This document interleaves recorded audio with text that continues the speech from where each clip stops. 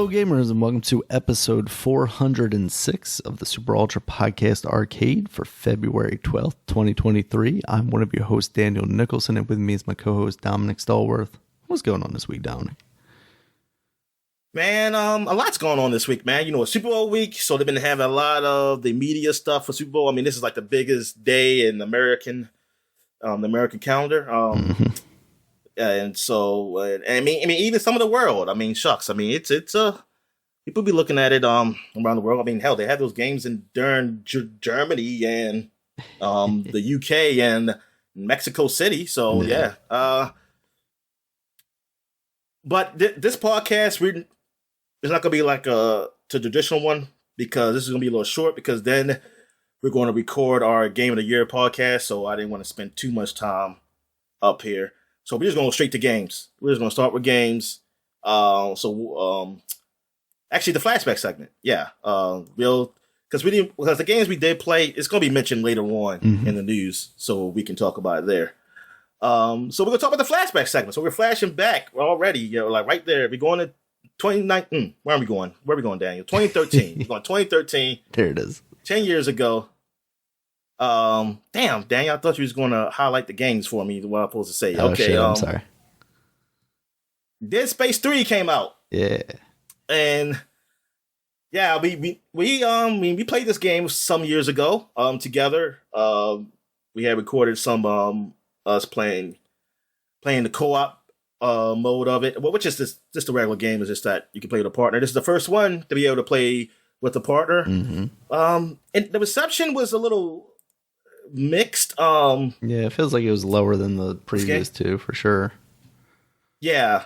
The scores were all in the high 70s though, but they were in the 70s. I think the other was at least 80s. In the second game, it was the best. I forgot what the score was, but Game Informer liked this game. They gave it a 9.75. Oh, wow. Yeah, 3. I mean, that's a 4. Okay, Game Informer is the reason why it's probably up in the high 70s. And Polygon. Polygon gave it a 9.5. Wow. So everybody else gave it basically a 7. I think you see like 80 on PC Gamer, probably just for the graphics. And VideoGamer.com gave it a 5 out of 10. And that's why I can't click on them, because EA probably sued them. And now they don't exist no more. Yeah, even Edge gave it a 7. 1UP gave it a B-. Damn, 1UP was still around at this time. Man, it was on his down legs. Yeah, I think he had to be. But yeah, I mean, I enjoyed it, and I never played the other two. I just watched them on YouTube. Like, I like the story of those. It was really enjoyable. But I'm a scaredy cat, and the only reason I played 3 is because you could play with somebody, so it didn't make it as scary. But I enjoyed what I played. I mean, I thought it was interesting how they put in co-op. I mean, I thought it was okay. Yeah. I think people. I mean, I don't think the co-op was the problem though. I think people. It was a story. And let me see what they said. They said blah blah blah. Doing 2020. The common criticism was that the move from survival horrors towards action. Okay, because it wasn't as much. Yeah, it probably wasn't as much. It wasn't as tense. Yeah, I mean, I feel like those same criticisms were levied at like Resident Evil 5, basically. 5, yeah, exactly, and we enjoyed it. Yeah. So it's like, yeah, our taste in horror is a little different, but I understand. Like, yeah, it's not as scary, and I'm fine. I mean, you know what? But I understand people who do want that survival because that's what you played it for. I mean, you played the first 2 for, so you respect like, hey, 3, yeah, you be the same. But yeah, so yeah, a lot of people were down on that, but they got decent scores. But now you see that they're going back, they're doing Dead Space 1 again. Well, they did it again, and that was turned out to be great. So we'll see what they do next. Well, they're going to just do Dead Space 2, right? That's what they're going to do. They're not going to make a new story. I have my doubts. I'll be surprised. I don't know how soon they get back to Dead Space, honestly, because they're the ones working on that Iron Man game. So, I mean, I'm guessing they maybe have different teams at that studio, but yeah, I really wonder how soon we see a follow-up to this new one. Oh, it could be just a Tony Hawk thing. They do it and it just go away. Say, yeah, there you go. Get shut down, yeah. Yeah, he's going to be like, we need them to do something else. All right. What else came out here? We got Fire Emblem Awakening came out. Yeah. Fire Emblem was a big game. I never played this one. The Fire Emblems you heard of was the only ones I played is the ones I said while doing these podcasts. Yeah. So I never touched this one, but let's see what's this got rated. It got rated pretty high, 92 out of 100. Yeah, the lowest score I see is a 8.5. So yeah, people liked it. Yeah, I feel like this might be like the first big one in America. I mean, the Game Boy Advance ones, I mean, we're kind of up there because we had become familiar with the characters from Super Smash Brothers, but I feel like this is where it really hit its stride in America. Yeah. Yeah, because I didn't really hear about it. I mean, only thing I know about Fire Emblem was through Smash. Yeah. And that's how my friends hear about it. And now they get angry if they see it because they're like, there's so many freaking Fire Emblem characters. It's like, come on. It's like we don't know this. All right. What else we got? Oh, Sly Cooper, Thieves in Time came out for the PS3 and PS Vita. This was like Sly Cooper's coming back finally, and they're on the new platform. Mm-hmm.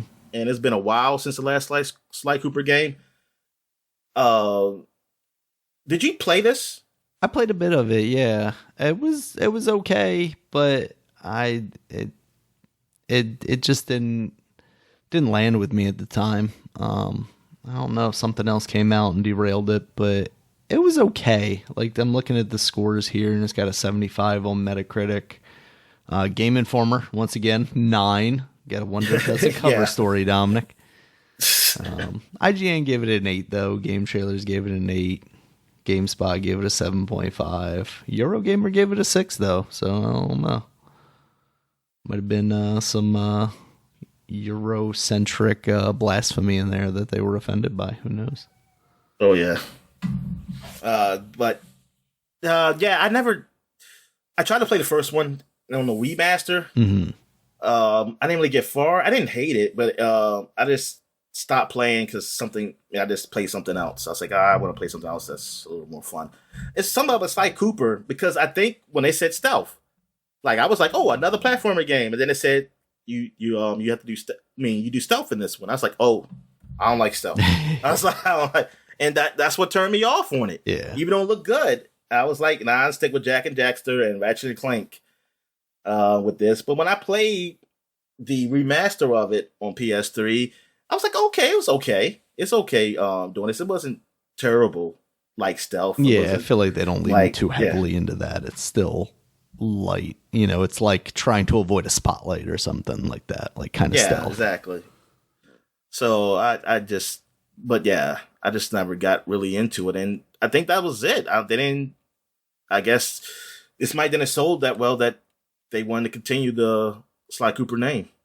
Mm-hmm. Because they said in August 2021, rumors of a Sly Cooper 5, I don't remember that, being developed began on surface, although it was noted that Sucker Punch Productions was not behind the sequel, or Sanzaro Games. Yeah, I think they're the ones that did the most. Yeah, they're the ones that did this one, the Thieves in Time. Okay. Thieves in Time. You about to say Thieves Raccoon. Yep. Thieves Raccoon is in Time. All right. What else we got? Oh, Aliens, Colonial Marines. Yeah. I think people say this is the best Aliens game that ever came out. Yes, this is a big deal because of how long this game was in production. It was like a Duke Nukem Forever kind of thing. Which is funny because it's been done by the guys who worked on the Duke Nukem Forever, yeah. I believe. Did they mean when it finally came out? Gearbox. So yeah, and yeah, I've seen a 48 is the highest score I see on Xbox 360, and 43 and 45 on PC, and 43 on PS3. Yeah, I don't think anyone liked this. Well, PlayStation Official Magazine in the UK gave it a 6. So there you go. And Game Trailers give it a 5.9. All right. But yeah. Now, why didn't they like it? Journalists primarily criticized the gameplay for the weak artificial intelligence of enemies. They remarked that xenomorphs simply rushed towards players, making the motion tracker useless. going to game trails, there's never really the sense that you're being stalked by an intelligent enemy, and you'll always get a warning ping anyway. The setting and level designs was praised by Electronic Gaming Monthly, but GameSpot noted that the levels were clearly not designed for cooperative gameplay. Oh, it was cooperative. Yeah, it was supposed to be like a team. Mm-hmm. You're working together. But yeah, because I remember. I'm trying to remember the year I first heard about this game. It had to been like the mid 2000s or early 2000s or something. Like there was like already starting working on a Colonial Marines game where, hey, you be together or something. And I was like, oh man, that sounds good. But it just never came through. And now when the thing finally came through, it sucked. But oh well. All right. Is this the last one last one for 2013? We got Persona 4 Arena. Came out on the PlayStation Network. And this is the fighting game. Yeah. It came in Japan in 2012 last year, but actually, I don't know why we're saying this, because this is actually a re-release type thing. Yeah. Oh yeah. Okay. Never mind. They got me with the PSN, Dominic. Yeah. Okay, so that's it for 2013. So now we're going to 2003, 20 years ago. We got Unreal 2, The Awakening. Unreal 2 is the first-person shooter first-person shooter combat game. I think it's team-based. Yeah, team-based game. They do have a single player in Unreal, right? Yeah, Unreal had a single player to it. I just don't know it because I never played it. I always just heard about the multiplayer because everybody always talk about that, and that's why Unreal Tournament was like, that was more popular than the Unreal. Yeah, I think that's why they went that direction with like 3, where it was basically just like now it's all multiplayer stuff focused. Yeah, yeah. But this one didn't get as high a praise as the first one, because I'm looking at the Metacritic. It's got 75 on PC, which is good, but it's just not like great. Yeah, and Xbox got a 64 because hey, it's on the console, so of course they're gonna hate that. This is during the time when segregation between the consoles and the PC, like they hate each other. They hate each other. PC people looked at the console people as lesser. Yeah, too. They looked at PC. I mean, PC looked at the console guys as lesser beings. Jesus. They did not. Yes. I mean, it's PC a little more Master Race tolerant still today. is a thing, Dominic. I mean, it's a little more tolerant today, but I think after some politics and stuff, it seemed like it's just coming out again. It's peeking its head out again. The sad thing is that actually is kind of true, because like PC ports are starting to kind of suffer again, it sounds like. So yeah. When will we get equality for PC games, Dominic? All right. Where are we at here? We are at get out my way, Unreal. Command & Conquer Generals came out. Command & Conquer series. So is this a big one? Because I know Command & Conquer. Yeah. Got 84 Metacritic. It's a strategy game though, dealing with it depends. This seemed like it's more realistic because it's called. It looked like it's actually real military. Yeah, because there's also what's the other Command & Conquer series, the like Red Alert, that kind of stuff is the stuff where that's the one I kept. Yeah, that's the one I really just know. So it looks like it's going back to its roots. And how did the people? It was relatively it's banned in Germany. Oh man! For some reason, let me see. Why was it banned in Germany? They placed the game on the list of media harmful to young people 2 months after the initial release, which by law forbids further public advertising and any sale for people under 18 years of age.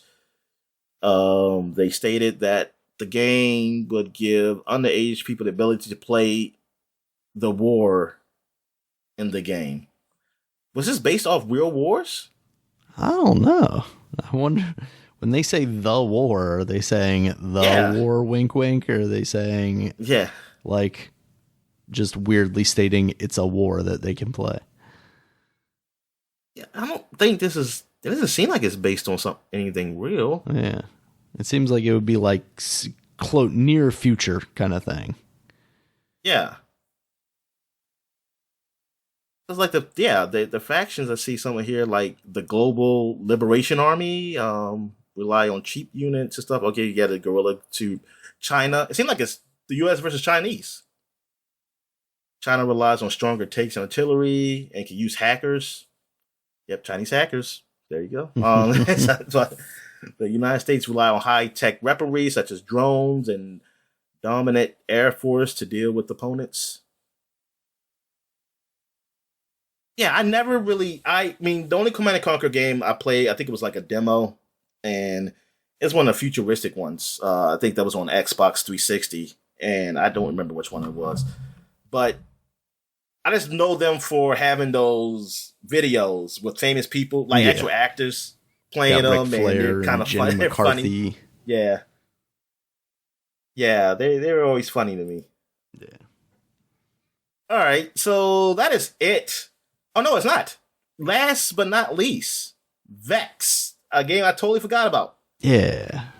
Vex was an acclaimed game. It was basically like an action platformer where you played as some, I don't know what he is. Looks like a ripoff of Jack from Jack and Daxter. He definitely looks like a mix of Jack and the character from Legacy of Kain. Yes. And let me see. This is Kain for Kids, Dominic. It was so it was done by Acclaim, so that's why you haven't really seen it again, and I don't know how it sold. But I mean the scores were okay for GameCube and Xbox, but the PS2 I think it must have had some problems because they got some low scores. Yeah. It's like 10 points lower than everything else. Yeah. But I mean, yeah, it was an okay platformer. I never played. I just remember seeing it advertised all the time. Yeah, they try to push it. Not as good as but nobody was Sphinx and the Curse of the Mummy, of course. No, doesn't seem like it is. Or even Kale the Kangaroo. Perception or review. Don't got no sales or nothing. I was gonna assume it didn't sell. Oh, I don't know. When did Acclaim go down? It's gotta be soon. This is the game that brought them down, Dominic. They put all their hopes into Vex. Mm-hmm. He couldn't deliver. All right, so that is it for the flashback segment. There was no games when they came out 30 years ago, 1993. So, I guess we'll take a quick break. When we get back, we get to the gaming news. All right.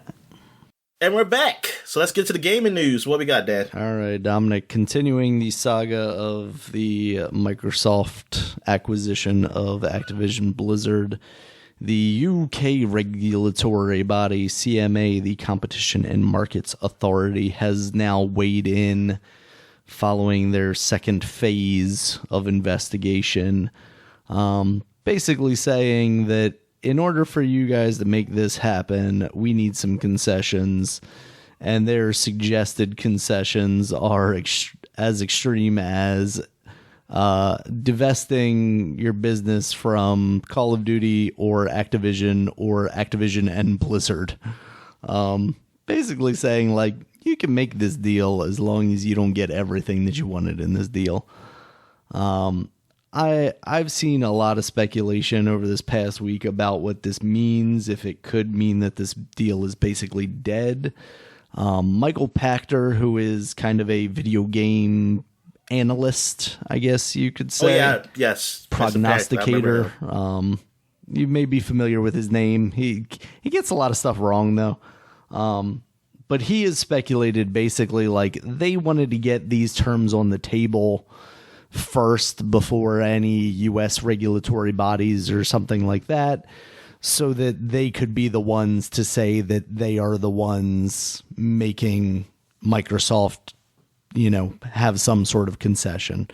Not expecting necessarily that any of this comes true, but apparently based on these findings, they also aren't even taking into consideration things that they have already conceded, like working with these companies, Nintendo and Sony and Steam, to put Call of Duty on their platform for at least 10 years. So that kind of understanding of it does make me, wonder if they are kind of rushing this to the table to just kind of get it out there as a PR move. I think anybody that listens to this podcast knows kind of where we stand with this. Basically, we want those games on Game Pass, so it doesn't matter.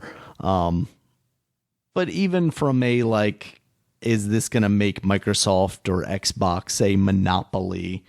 Like, I don't think there's any real belief that would be the case, right? Like, Sony is still a very big company with very large studios who are producing very high quality games.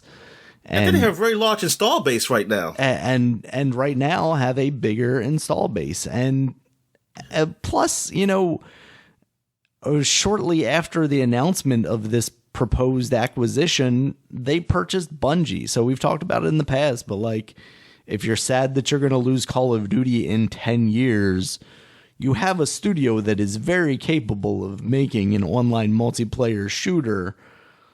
Maybe have them start doing some skunkworks type stuff, to try and figure out what they can produce to replace that. You got tell them time. to get the agent license, so Get they can the finally agent. bring that game out. Because Rockstar's not doing it. I mean, you might just have to pay Rockstar, to make them make that game. But yeah, I mean, it just seems crazy. We're still a couple of months away from basically the deadline for this. Otherwise, Microsoft, I think, has to pay quite a bit of money if they don't close the deal by like June. But you and I both know that at the same time, that's kind of fast approaching. So we'll see how this goes. I'm still optimistic and hoping that this will go through, even if Microsoft has to concede a little bit. And as we talked about, because they have. And you know what? Here's the real thing. Does it matter to us if they do concede, as long as we get the games on Game Pass? It really doesn't matter to us, right? No, I mean, depending on what those concessions are. If they concede to, not acquiring the Activision portion or not acquiring the Blizzard portion of the company, obviously then that would preclude us from getting some of those games on Game Pass. So, yeah. But yeah, I mean, I'm just saying, any concession, as long as the game's on Game Pass, I'm okay with. I don't, from the business side, that doesn't matter to me. Yeah. I mean, as long as I'm able to play them. How would now, you if it's come to be that I can't play them. Sorry, go ahead.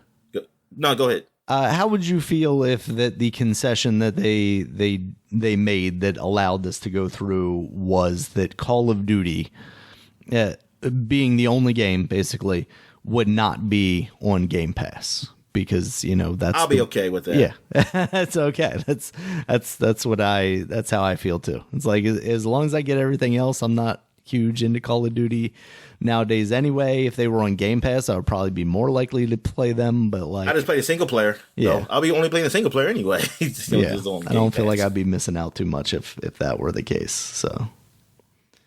Because I just wonder if that's something that Sony would push for, is like, well, as long as it's on Game Pass, nobody's going to spend $70 for the game on PlayStation, therefore effectively making them a monopoly in the market of Call of Duty, regardless of if they're putting it out on our systems for 10 years, So I wonder if that's something they would push for. But here's the thing. Okay.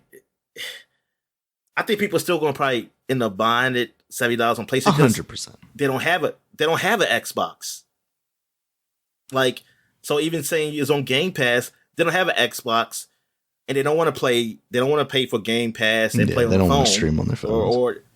Yeah. So it's like that's the only way they're going to play Call of Duty. It's on a PlayStation. No, absolutely. They're still going to sell like gangbusters, I would imagine.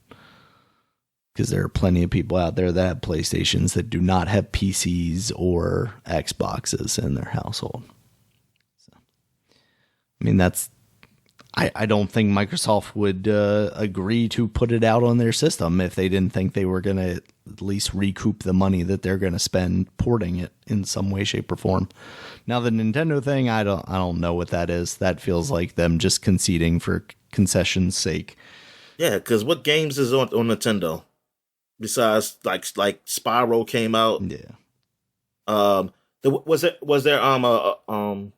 it's a Diablo. Yeah, that's true. 3. But like Call of Duty wise, we haven't seen one of those on a Nintendo Call of Duty, console in a long time. Yeah. So.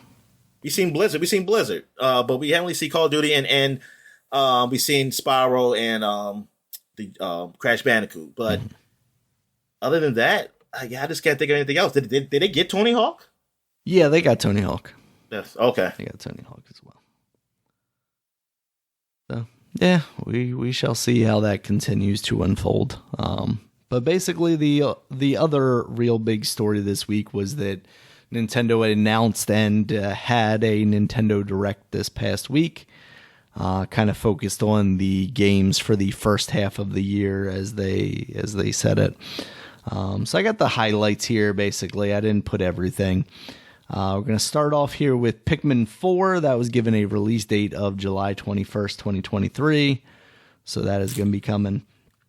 And we got Pikmin Girl, right? And we got Pikmin Girl, yeah. Did they she wasn't indicate if that's going to be like a multiplayer thing? I didn't see it doing that. There wasn't a Pikmin Girl in the third one, right? Because I don't remember seeing one. I don't think so, but they had the other Pikmin guy, right? Like there's Captain there was another guy, and then there's Captain Luigi Mar or whatever. I feel like that's how that went. Yeah, so that's coming out. Looks like a Pikmin game. Next up was Samba de Amigo Party Central. Doesn't look like they're going to be doing maracas for that, but if you're looking for the return of the maraca monkey, he is coming back. Ghost. So can you take off the controllers and use it as maracas? I'm sure that's going to be what they expect you to do. So I don't know. Some company's going to sell you like plastic maraca shells to put your Joy-Con in, I'm sure. I'm surprised there isn't one now for something. Yeah. I can 3D print one. Next up, Ghost Trick Phantom Detective. That is returning. Just basically a re-release of that previous game, but I know a lot of people are super into Ghost Trick. You got C. You know what? What's that? Yeah, I'm kind of interested in it. Yeah, it seems like something you would definitely be into. Definitely heard good things about that game. Next up was Sea of Stars. This is a turn-based RPG that is set in the Messenger universe. It's made by the same developer. And it's basically a prequel to that story, it sounds like. The game looks really good.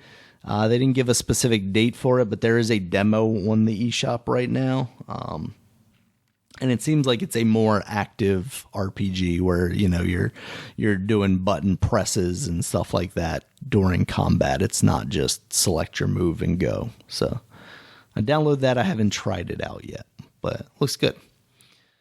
Next up, Advance Wars 1 and 2 Reboot Camp. That's been given a new date, April 21st, 2023. Basically just about a year from when it was supposed to come out. That game looks fine. Still not totally sold on the art style of that thing. It's not as bad as I feel like I remember thinking it was, but it's still a step down from what I thought was really good, hand drawn, hand pixel animated stuff from before. Next up was the announcement that the Game Boy will be added to the Nintendo Switch Online service. With games like Tetris, Super Mario Land 2, 6 Golden Coins, The Legend of Zelda Link's Awakening DX, Gargoyle's Quest, Game & Watch Gallery 3, Alone in the Dark, The New Nightmare, Metroid 2, The Return of Samus, Wario Land 3, Kirby's Dream Land, and then in the future, they also announced that Legend of Zelda Oracle of Seasons and Oracle of Ages will be coming, as well as Pokemon Trading Card Game and Kirby's Tilt and Tumble. So that's a pretty solid collection. I'm surprised they're getting a Pokemon Trading Card Game. I feel like that's like a concession. They're like, we're not giving you one of the mainline Pokemon games. Sorry, you can screw right off. But this is like close enough to one of those games and kind of a really good game. I enjoyed that game back in the day. So here's kind of like, you're going to complain about Pokemon not being here. Here's something. That's what I feel like that is. They what was I about to say? Yeah, and plus it's gonna be Game Boy Color or what was the other one? Oh, the Game Boy Pocket version. Like you could change the filters. Yeah. So it could look like that green background, the old Game Boy, the Game Boy Pocket one, which is like a better filter, like clear, and then you have Game Boy Color, which put some color in it. Yeah. And I think that's pretty cool. That they did that. Even though I thought the way they made it look like you can do it instantly. And I was trying to I recorded a video of me trying to play around and figure out how to do that shit. And then I realized you got to leave out and pick it. Like, I think before the game or something like that. I wondered about that because the Game Boy Advance, I wasn't sure if there were any options there, but I thought I had seen somewhere that you could add like scan lines or something. And I couldn't figure out where. So maybe that's what I was missing is you have to go into like where you select the games and then go to settings or something like that. Yeah, but yeah, it's pretty cool. I saw some the Gargoyle game, Gargoyle Quest, which is I totally forgot about that game. That's a game I had, and I didn't really like it when I was young because I always had a hard time with the controls and everything. But I played it again. I beat one of the levels. Okay, and I was like, okay, yeah, it was all right. But yeah, I was just so surprised because I didn't think that was like a popular game or anything. I thought it was just some shitty game and just got thrown away or something like they. So I didn't even know that, like, when I saw it up there, I said, what? I said, why they pick this game? I thought it was like a bargain bin game or something. It's kind of fun because it's like, you have all these, like, top Nintendo titles, and then you have, like, Alone in the Dark, The New Nightmare, and Gargoyle's Quest. And it's like, how did you decide that these two games were going to be the ones? Yeah, the Alone in the Dark one. Yeah, I don't know. Alone in the Dark, I wonder if they're just like, look how cool this was that we were able to do, like, Resident Evil style 3D on a Game Boy Color, even though, you know, having experienced games like that, that's not great, but I don't know. I played a little bit of Wario Land 3 because that wasn't a game that I had ever really played, but heard good things about. It admittedly did not do too much for me so far. I've only played like 2 levels though. Okay. They also announced after that Game Boy Advance was coming to the Nintendo Online expansion pack only. So if you pay for that additional tier that includes the N64 games, you'll also get Game Boy Advance games, and that is going to include Super Mario Advanced 4, Super Mario Bros. 3, and that's going to have the 38 e-reader levels that came on those little cards that you could get and scan with the e-reader for the Game Boy Advance. Also, WarioWare Inc., Mega Micro Games, Kururin, Mario Kart Super Circuit, Mario and Luigi's Superstar Saga, Legend of Zelda Minish Cap. And then in the future, they announced that you will be seeing Metroid Fusion, Kirby and the Amazing Mirror, Fire Emblem, F-Zero Velocity, and Golden Sun coming to that service as well. So that is a pretty solid set of games as well, Dominic. What do you think? Yeah, it really is. I'm surprised on Metroid Fusion. I'm happy that they're actually getting that. And again, the Zelda. Mm-hmm. They got Zelda up there too. Yeah. The Minish Cap. That's a game that I'm definitely considering replaying at some point. I remember that was the only one. Yeah, I did beat that game because I borrowed it from you. Mm-hmm. You know, I had a Game Shark or something with it. Because I had the train one, the Spirit Train. Mm-hmm. Spirit that's Tracks. what it's called. Spirit Tracks. Or that one I didn't complete. I didn't finish that one. Yeah, but hopefully that'll be a future one that they have up there. Yeah. I'm not surprised they didn't put up the 4 swords. I'm a little surprised, but then not. I don't know. But I hope they do put up 4 swords up there. Yeah, I wonder if they will because they do have multiplayer locally and online with friends. Yeah, exactly. And even because I was thinking like maybe they don't put up there because it's already on Super Nintendo. I mean, technically, because that's just a remake of the Super Nintendo to mean the single player part of it. Yeah.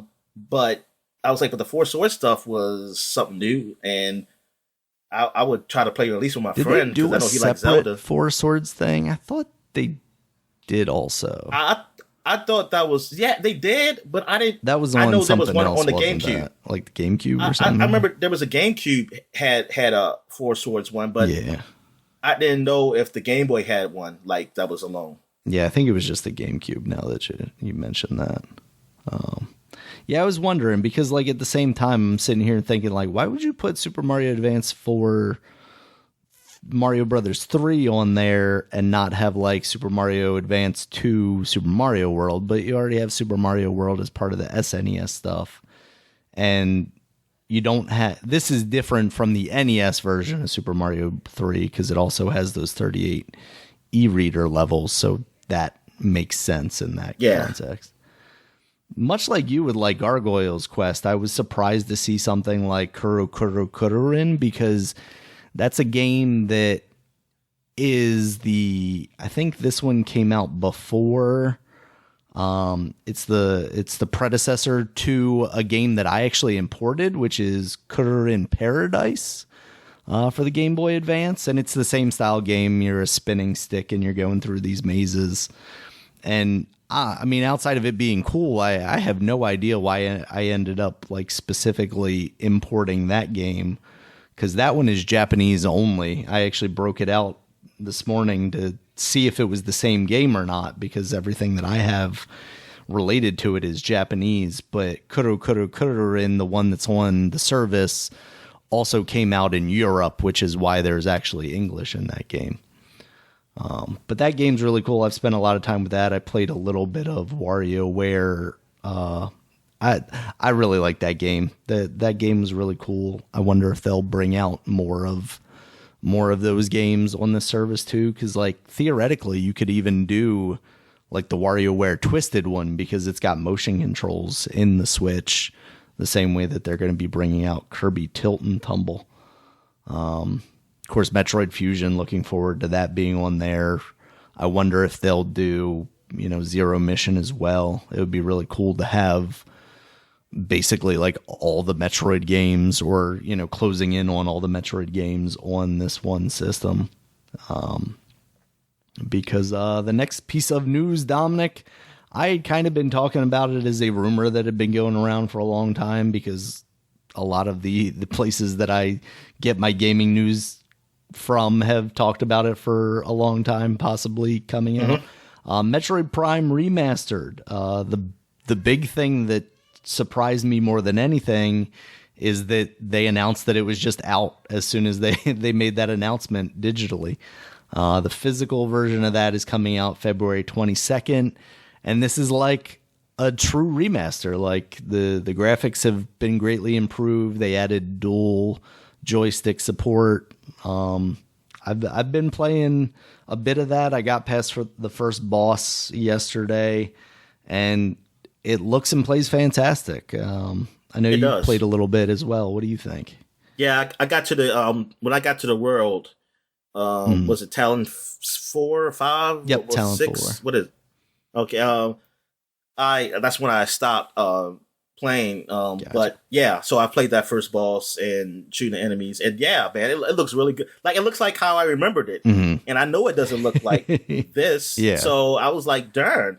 But I always thought at the time when Metroid came out, I thought that was like one of the best looking games I ever seen when I first played Metroid. Because I was like, I see no game that looked that good in like a first person shooter. Yeah. With so much and at that time detail.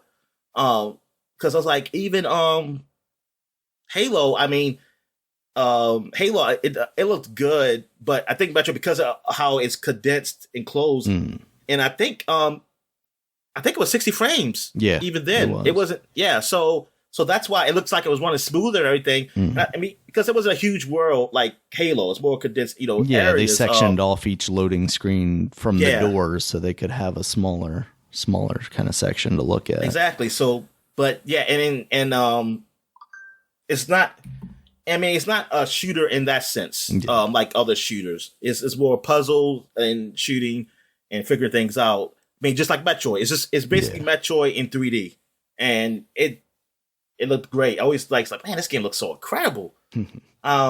And looking at this now, I was like, man, it still looks good. I mean, it's remastered. It still looks good. It looks really good. Yeah, I mean, it really lets you appreciate like the art design behind it, because like you said, the details to it. Because like when you're close to a wall or a door and you fire off a missile or a charge beam and you see the reflection of her face in the visor, that stuff is so cool. I remember that just scared the shit out of me. One time, I said, "What the fuck?" Or like when the enemy's hitting you, like hitting you and shit, and like I was like, "Oh man." Or when you first land on Talon 4 and you look up and you see the rain like on your visor, that stuff was just so cool back in the day. So that game is awesome. I am so glad that actually became a thing. The rumor now, how much it costs? I think it was $39.99 too, which I was actually surprised by. I mean, I would have, I hate to admit it because Nintendo will take every advantage of it, but I would have paid $60 for it. But yeah, it was $40. So, that was cool. Rumor is that they're going to come out with 2 and 3 eventually, but they are not going to be remastered in the same way. They'll just be upscaled or whatever. So we'll see how those turn out, if that ends up being the case. Because from the sound of it is like those are done and ready to go whenever Nintendo wants to put them out. And I've seen some people speculate like, oh, because this one's doing so well that, they'll go back and give it the proper treatment. Like, I don't think if those games are already done and ready to go that they would like go back to the drawing board and spend, a year to actually bump them up to the visual fidelity of this one. But we shall see. Speaking of GameCube games, Dominic, Batten Kaitos, do you remember this game from back in the day? Okay, for me as like a GameCube guy, the first one was kind of a big deal because I don't remember if it was coming from like a specific studio or director or something, or if it was just like, oh wow, we're getting a huge JRPG style thing. But then it came out and it was like, oh, the combat is card based and it's weird. But that and Batten Kaitos 2 are getting HD remasters that are coming out summertime this year. There was a tease of a new Professor Layton game, Professor Layton and the New World of Steam. That's pretty cool. I haven't played a Professor Layton game in a long time, but those games are neat little brain twister kind of things, so I always appreciated those. Yeah, that was the they didn't show anything outside of just Professor Layton. But what was that? Nothing. Go ahead. But no, back to Batten Kaitos. Yeah, the name looks familiar, but I didn't look at the cover. I'm like, I don't. That cover doesn't look familiar. That's the thing that is the most familiar to me, because I think I saw it a lot in like Nintendo Power or something like that. It's just one of those things that I would never have expected to see make a return. And it's kind of weird. Yeah. All right. So after that was a little trailer for Mario Kart Deluxe 8 Deluxe, the booster course pack. There's going to be a new course, Yoshi's Island, that is going to be part of the next booster set, as well as a new character. They're going to add Birdo to the game. So that's neat. And that is, of course, free if you have the online expansion pass stuff, and I think like $20 or $25 if you don't. And then, Dominic, the final thing in the Nintendo Direct was the Legend of Zelda Tears of the Kingdom. They had a new trailer there. It looks like more Breath of the Wild. The thing that kind of stands out the most to me is what appeared to be like improvised constructed vehicles that you see Link rolling around on. It gave me kind of like Banjo-Kazooie nuts and bolts kind of feelings. What do you think? Okay. Daniel, it looks like Breath of the Wild. So yep. I mean, I'll play it when you get it, and I'll try it out. Hopefully, I'll like it. Yeah. I mean, but we'll see. Yeah. So I mean, it looks. It's nothing new there that gets me excited for the game. So, because really, it's quality of life stuff that I want. Mm-hmm. Yeah, and weapon I don't durability think that's going to change. And climbing and stuff, right? Mostly. Yeah. Yeah. Yeah. So, yeah. And plus, I want to see how the game runs. I want to see how the game runs, too. That is the thing that I am most concerned about. We shall see. So the date is May 12th. We already knew that. The kind of new detail that also came out alongside of this is that this game is going to cost $70. Nintendo has entered the realm of the next-gen pricing structure with this game. Next-gen pricing without the next gen. That's just so weird. Yeah, I think that's kind of been the discourse around this is like, you have some people who are like, yeah, it's going to be a high-quality Nintendo game, of course. Why wouldn't they sell it for $70? And some people saying, like, they're a little surprised that Nintendo's not waiting for the next generation to basically use that as an excuse. And then other people are like, yeah, but Nintendo's looking at this like, I'm not going to say that my game is not worth the same as what these other people are charging for their high-quality AAA titles. For me, it really boils down to, yeah, this is not a next generation game. This is a game that could potentially struggle to run at 720 if it has the same issues that we saw in Breath of the Wild. Now, I'm hoping that because this game is coming out so much further in the future from Breath of the Wild, they've been able to figure out how to optimize that engine and make it run smoothly on the Switch, because we've seen games like, Super Mario Odyssey have no issue whatsoever in a similar capacity. Now, or like even Xenoblade, I feel like there wasn't really a lot of talk about how that game, had poor performance. And that's really what it boils down to for me is like, you're asking $70 for something that is not, if your excuse is that video games cost more to make now because of the increase in fidelity and stuff like that, that doesn't apply here. This is still a game that's running at 1080 max. So, I'm conflicted about that. The only thing that doesn't make me that I'm like, okay, whatever, is that it is still part of the voucher system that Nintendo has brought back to the United States as of last week. So basically for $100, you're now getting a $70 Tears of the Kingdom plus a $30 other game of your choice. So that makes me feel like, oh, okay, yeah, I was going to buy those vouchers anyway for two games that were going to be $60. If one of them is now $70, it basically makes no difference to me. That's the only thing. That's the only reason that I'm not like complaining about this price even more.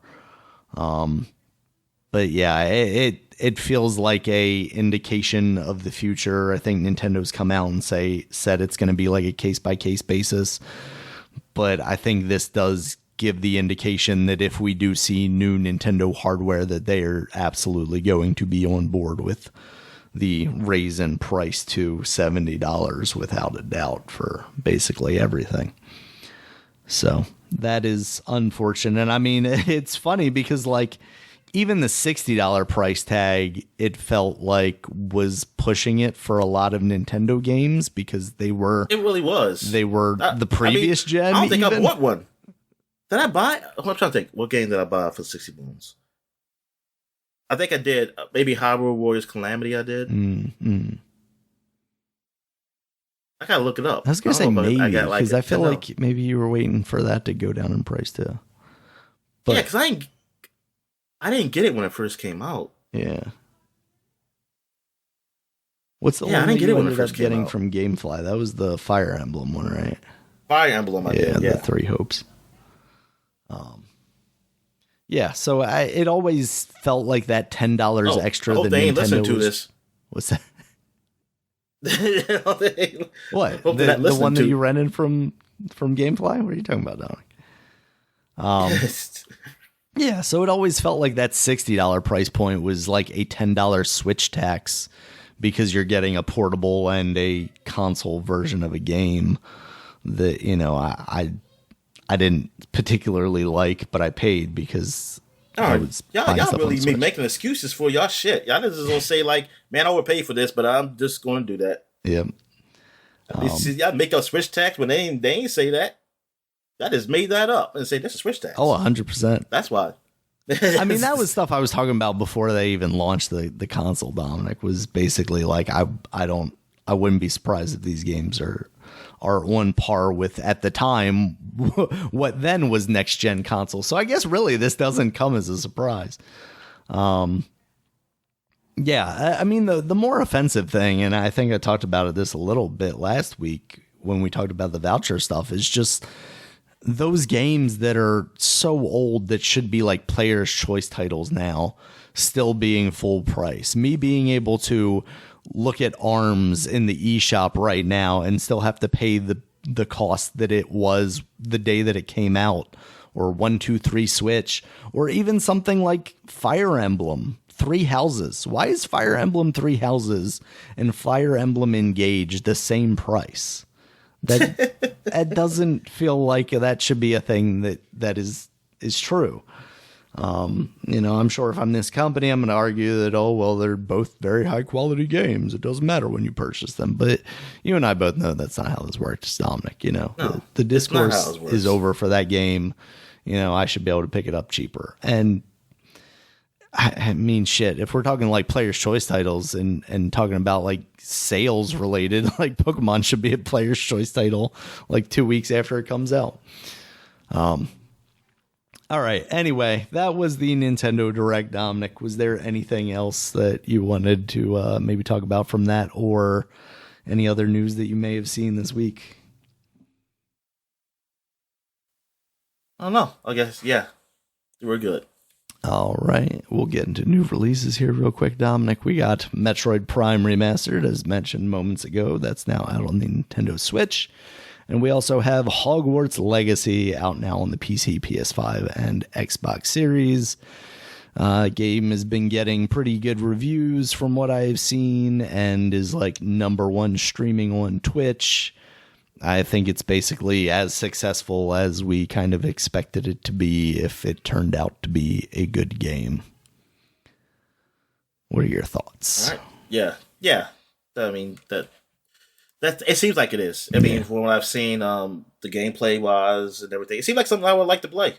Mm-hmm. Hopefully in the future I'll be able to get my hands on it. But the thing is, I don't know if it can run on my PC because I don't have a next gen console. Right. I gotcha. All right then, Dominic, that is it for the week. You got anything else for the people before we wrap this up? Nope, that is it. All right. Thank you guys as always for listening. You can check us out on Twitter. Dominic is at DStalworth5. I'm at Regulus MB. The podcast is at Superpod, SUPAPOD. Superpod.com is the website. You can check us out there. It has all of our podcasts as well as links to places you can find us, including YouTube, where there's a video version of this podcast, as well as iTunes, Stitcher, Google Podcasts, Spotify, and any other place you may find an audio podcast. And until next time, guys, talk to you later. All right, see you.